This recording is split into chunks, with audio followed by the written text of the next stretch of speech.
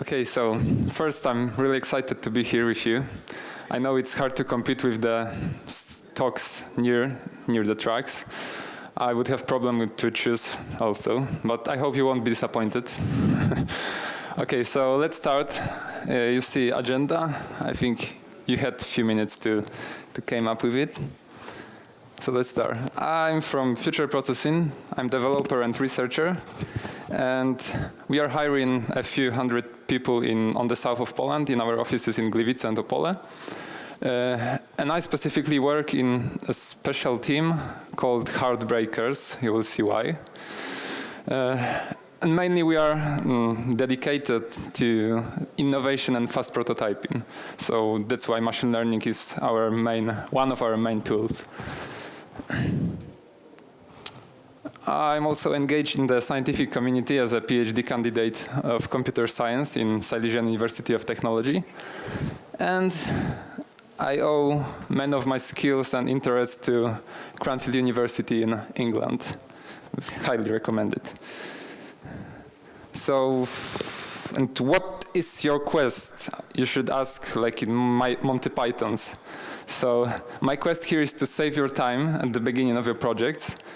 Save your time in research, in looking for tools, and save your time in life, because that's important. The time is the most important thing, I think. I think so. Okay, so maybe let's start from my toolbox. So for many months of my research and development, I carefully refined my toolbox. I changed technologies, changed tools, and that's what I've got now. I think for now it's the quite optimal setup. So Anaconda for multiple environments, it's quite obvious for me. Jupyter, because I just think it's a great tool. And OpenCV, I'm really into OpenCV. Like it's one of my best tools always. I don't even imagine work without OpenCV when we are talking about images. And why Keras and TensorFlow? So the main two answers are community and Google. So I have written a very simple internet crawler. Okay, that's the Jupyter. And that's the results count of a search in GitHub and Stack Overflow. So quite well-known sites in programmer society. And just I used few toolboxes for example of how many results I can get when I search for example TensorFlow or other toolboxes in GitHub and Stack. So like you can see, TensorFlow is very high in this ranking, and I couldn't find anything. Even OpenCV has very similar number of queries, like 22,000. So this is one evidence that why I choose TensorFlow, and then Google. So professionals are making it better. Okay, so why CNNs? Because one could ask, why do I even bother to use CNNs or machine learning for image segmentation? Like you've got classic methods, man, like connected components, thresholding, active contours. Why do you even bother? So my answer is first, it is just better in challenges. This Promise 12 challenge is a challenge to segment prostate. It's like a man gland somewhere here. I'm not a specialist, but this challenge was originated in 2012, but they are still open for submissions, for results. And as you can see, the first 3 places in this ranking are CNNs. So that's quite a clear evidence that it is worth to go in CNN, especially in medical imaging, because it's sometimes hard to explain to medicine doctor what is neural network, yeah? But if you show them the results, okay, let's do this. If it's so good, let's do this. Okay, so I will make some live coding. That's the second evidence why CNN. I will use SimpleITK as a basic segmentation toolbox. And I've got satellite image. And for example, I would like to use connected components to segment roads. So what I'm doing, I'm trying to start, for example, from this crossing here. This is this point, 777324 here. And I will start the algorithm from this point. And this is the result for these parameters. And of course, you can say, no, okay, just select better parameters. Okay, so let's select, for example, 5. Let's see, okay, 5, maybe 5.5. Okay, so maybe radius, maybe something is here. And I can spend like an hour to try to adjust these parameters. And this is the classic method, and you can find these parameters. Of course, you can spend some work and have some experience in it and use better methods because it's connected component, it's not perfect. But I will just propose CNNs. Okay, the second evidence is just the popularity. Like if you try to, this is Google Trends, yeah? I've got the logo here. This is Google Trends, and as you can see, and I don't need to convince you that CNNs are the way to go in multiple tasks, not only segmentation. Second thing is why Jupyter? I fell in love with Jupyter like 1.5 years ago. And as you can see, there are many of us. Like, I'm not the only one. So it's hard to get this girl. And what do you think? Oh, this is deep learning trend. So it's very similar to Jupyter trend, if you look closer. And the peculiar thing here in this Google Trends is this moment. This is Christmas. So as you can see, Christmas is slowing down the development.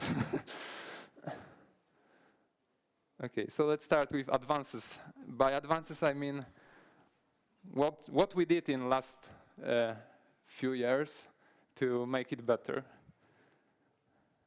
Let's start with a simple task. If you are familiar with image classification, you will approach segmentation as a classification. It's like for a first shot. So what you can do, you've got this satellite image, for example, multi-spectral image with many layers from many bands of light. And what you can do is just split this image in smaller images, sub-images, and like inference it through the similar or classic neural network for classification. There are plenty of them in internet, so you can just use one and try to figure out the class of the pixel in the middle of this sub-image. Yeah, so we've got a context, the full image, and try to predict what is in the middle. What is the pixel in the middle? Just a classification task. It can have few classes, not only two. You've got, for example, road, building, water, grass, something like this. You can get different outputs here, like k number of outputs. Okay, and this task, I mean, this approach is very simple, but it's quite good in educational way.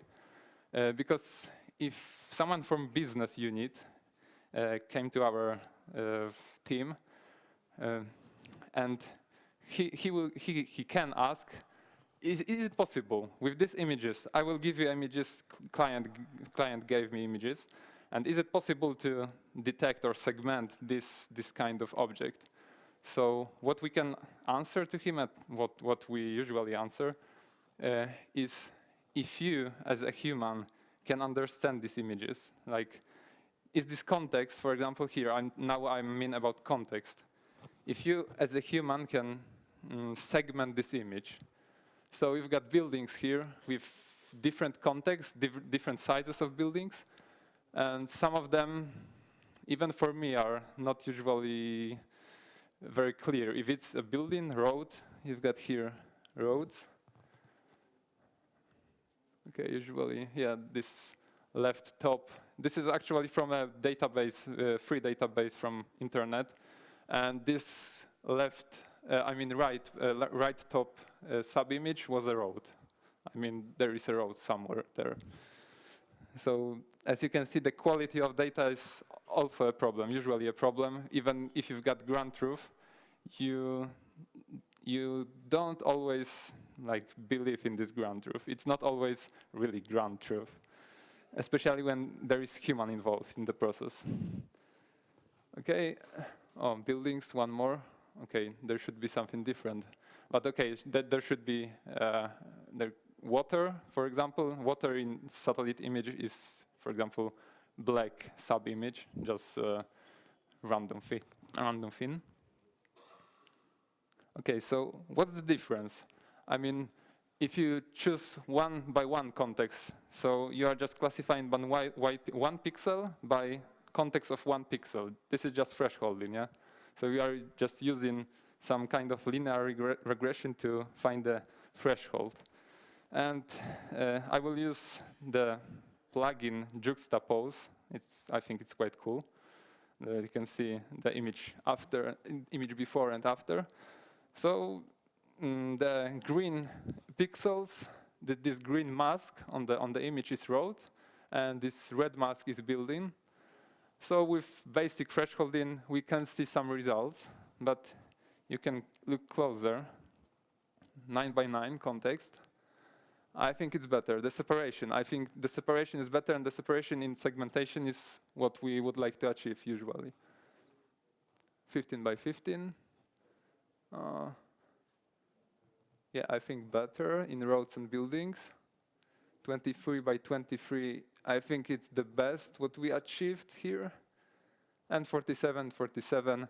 The context is too large, too wide, and it's going somewhere in the wrong way, not what we want to. Okay, so single pixel classification.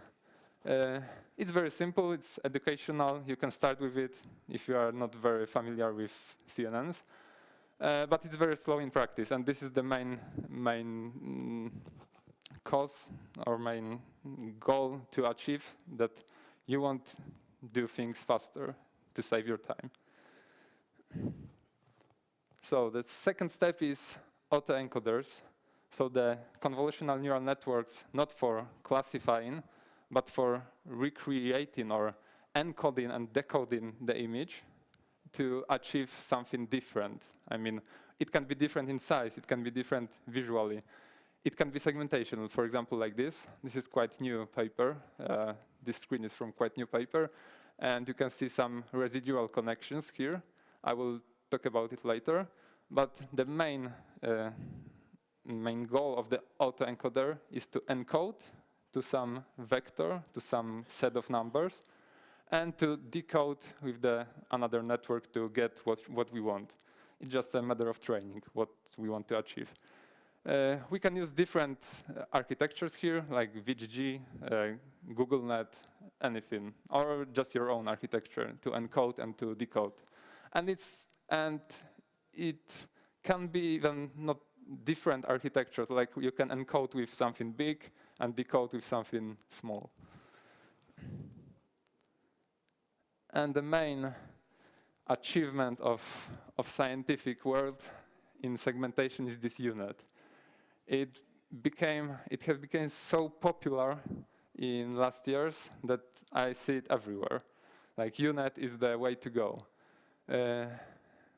We can talk many things about UNet, but it works. It just works. And usually, if we get task of segmentation, we try UNet. What we can do better? Oh, okay, so let's start with difference. What's the difference between the single point classification and the unit? So this is, okay, comparison. Here we've got on the upper image single point classification with 23 context. And here we've got unit. So it is pretty close to the ground truth.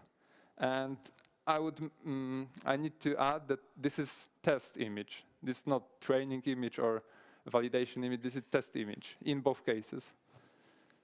Okay. So what we can do better, if this feature transfer in units are so good, So we can make it more this feature transfer. We can use it in every layer, between every layer, and this is the idea of paper densely connected convolutional networks. So just transfer these features like in UNet, but better. Like the main disadvantage is the time of training. We can train it for hours, days, depending on our hardware. Okay, we've got many other architectures. The development of these different methods is quite rapidly growing. And here we've got DeepLab. It was described by Opala and Yamrosh last year at PyData Warsaw meetup. And you can see it on YouTube, the explanation of the architecture and the method. And what else? We've got many architectures, and my first thought, my first idea for this presentation was to show the whole pipeline, like from preprocessing, everything, training the network. But I will not show it, because I think the better way is to start from just GitHub and NiftyNet. So I will introduce NiftyNet. It's quite new repo from April, but it's quite rapidly developing repo, like 1,500 commits. 2 of them are mine. And they've got great supporters, mainly from England. And I think they wrote 4 or 5 papers using this environment. And it's free. It's Apache license. So quite well in even business use cases. Okay, and we've got their whole process available for you, like for preprocessing, for different architectures, different sampling with these sub-images or with whole image and resizing. So it's quite easy to start from today. You are just taking this repo and compile or anything. It's in some parts are compiled, but in Python. The most functions are in Python. So it's very easy to use and start. And second thing, unfortunately it's not open source, but personally I use it, and it's quite good for rapid development, rapid prototyping, and it's optimized for industry. So if you've got someone in industry, just recommend, because this is product of our company. Okay, and GitHub. God bless GitHub, I would say. We've got everything nearly like after 3 months after paper, usually you've got implementation on GitHub. So just update. And here we've got examples of what I said, of UNets, DenseNet, this segnet, yeah, you saw on one of the slides, and DeepLab. And you can check always this awesome semantic segmentation GitHub. This is like refined list of the best architectures, and it's constantly updated. Okay, and before we go deeper, so in 3D, I mean deeper in 3D, I want to introduce K3D Jupyter. It's quite a world premiere of this software. And 2 of our developers from my team are committing to this, actually are main authors of this repository. And I will show you a short introduction. You can just download it from GitHub. In few days, you should be able to just pip install it, like pip install K3D with small letters. Okay, so quick overview. In another notebook, I will run everything.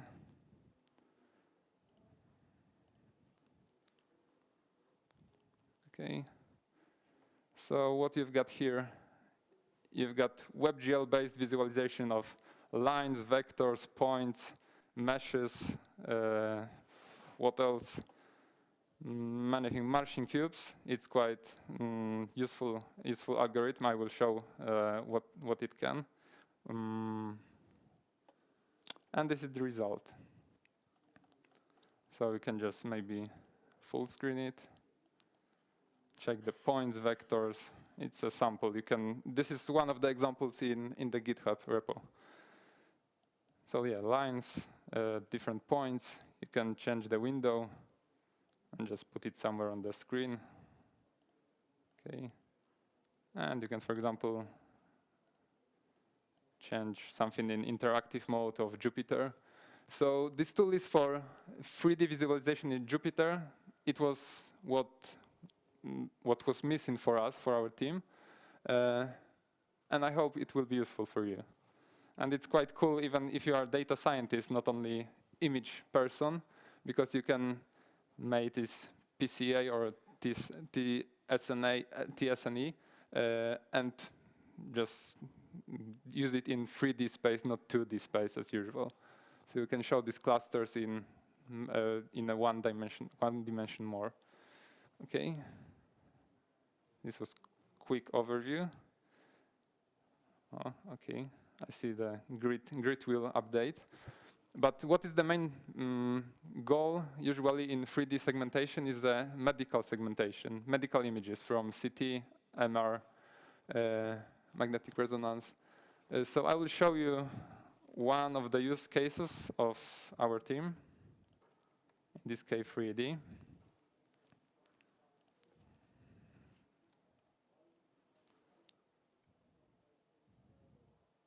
Okay, live demo.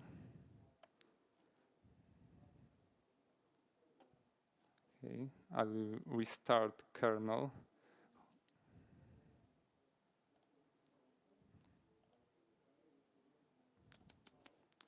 I think it's Jupyter Notebook. It crashed. Oh, okay. Let's wait.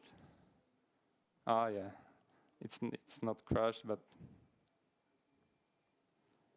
we have to wait some time.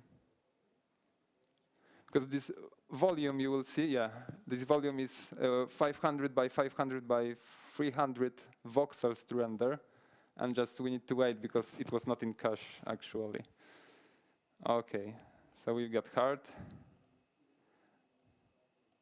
This is just segmentation, I would say, by Martian cubes. And to understand what is going on here. Okay. This is Martian cubes at level 1, and by level I mean the level at the Hounsfield scale, this Hounsfield scale here. I think Jupyter Notebook is playing with me because I have no scroll now here. Okay. Yeah, live demo is bad, but I will try to do something with this. Okay, so we've got here this Hounsfield scale, and the level of 1, I mean the level of between water and blood.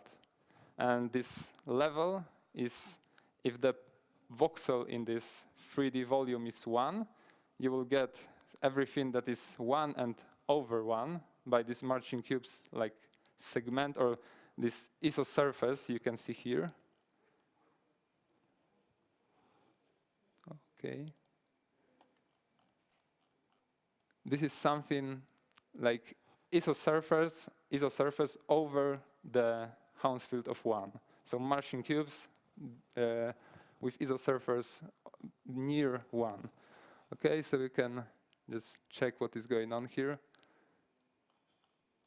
So it's surface, so it should be, it's like a travel to the inside of the Earth. Okay, and what's most peculiar thing, what we want to achieve, is to segment these guys here, these arteries. Left artery and right artery. And the most interesting thing in the 3D segmentation is that you can try to make some pipeline, like from segmenting the heart. Okay, let's wait. Segmenting the heart, but you can also segment one artery, single artery that you're interested in. I will try to run it. Okay. We can also try to change this Hounsfield level. to check what will happen.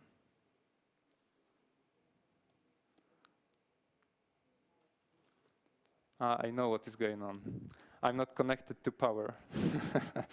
And it's WebGL based, so my computer is not really fast now.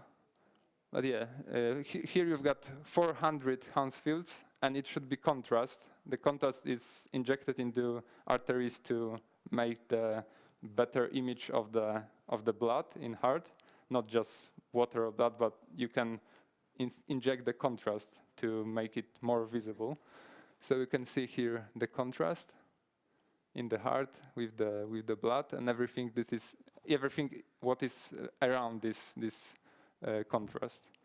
So we can change dynamically here the, for example, level of these marching cubes, and it will update to show you on the same plot. So these objects in the plot are like references, and you can change it arguments or parameters to dynamically update the plot. Okay.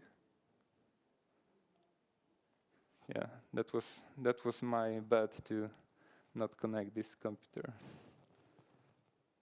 Okay, so what is the way in the 3D segmentation? Is 3D unit and VNet. VNet means volume net.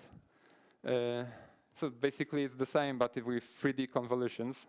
Why to choose something else if it works, like I said? It's hard to say what was first, a 3D unit or VNet.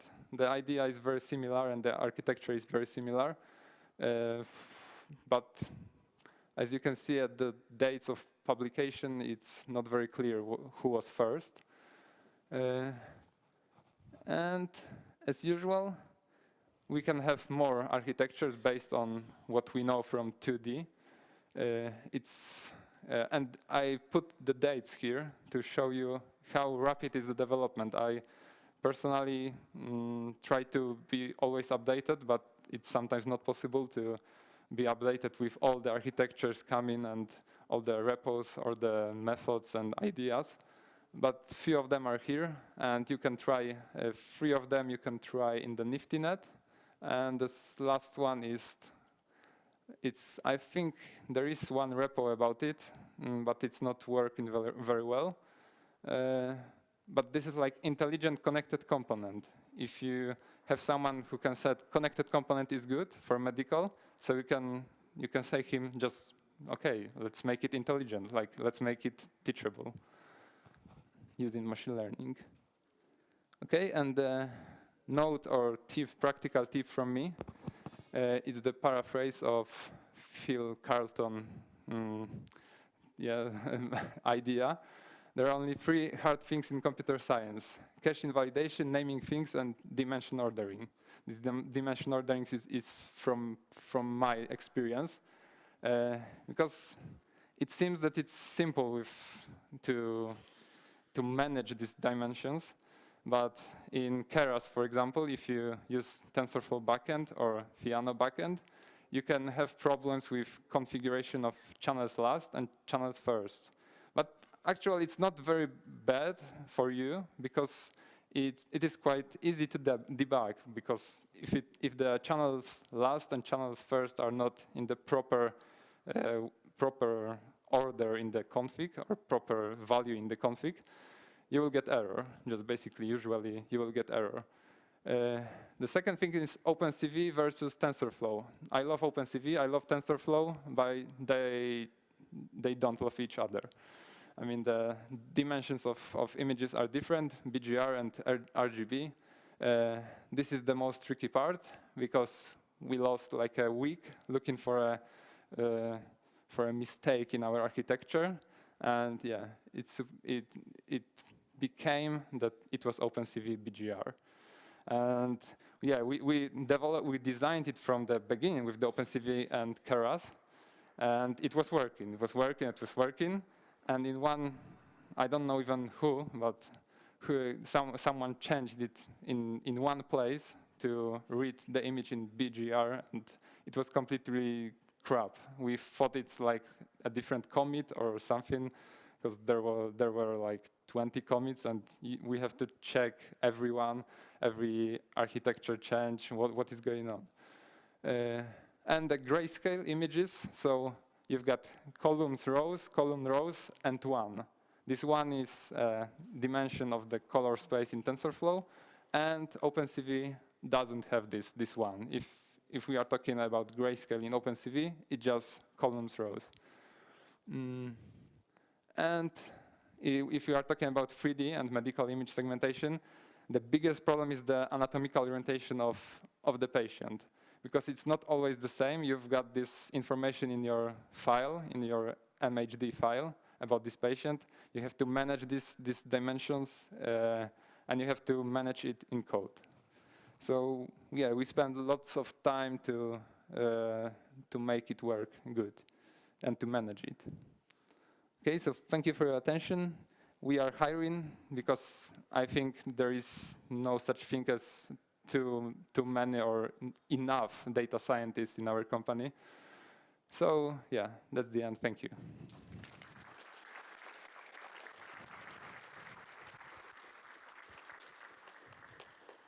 Questions? It's not a question, it's a comment. I'm usually first with the negative feedback. So I just want to say great work. Thank you. Okay. Okay, so thank you very much. Oh? Actually, I have a question. How would you segment the point cloud? Point cloud? Cloud of points, 3D points. Yeah. I think I will try with VNet because point cloud is a, let's say, 3D. Oh, sorry. Okay. The point cloud is a like 3D volume in some way, so I would use VNet, try to use VNet. But I will try also different methods maybe for point clouds, if you can make some clustering maybe, like in these point clouds. And we've got example in K3D with point cloud of Tikal Aztec temple or something like this with point cloud rendering with points, so you can check it. Okay, thank you very much.